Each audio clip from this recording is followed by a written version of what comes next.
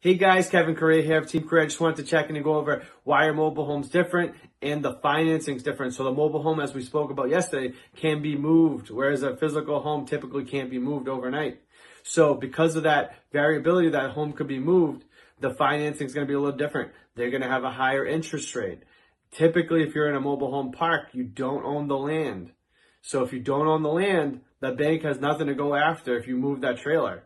So they're only going to be able to go after your credit. So there's no solid collateral to hold for this property, and you're going to have higher rates because of that. You're going to have a park fee if you're in a park, and it's going to bring up your payment. So they're not as advantageous as people think they are. Maybe if you're buying one in cash and you only have the park fee, because sometimes if they're older, they're cheaper, but they don't last as long. They're not like a brick and mortar house. You don't see them for 200-300 years. You're lucky if you can see one for 40 years, 50 years.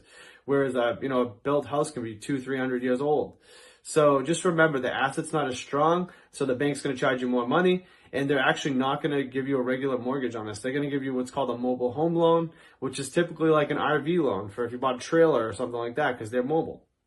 So just make sure you understand this when you're going out there looking. If you think this is a great idea because you see these lower prices, at the end of the day, it's not always as good as you think, because once you start adding up the park fee, the price of the trailer, the extra interest you're paying, it all kind of comes out to be a little bit similar. So make sure you know what you're getting yourself into. Reach out to us, and we'll go over them in more in depth with you. See if it's a good decision for you and your family.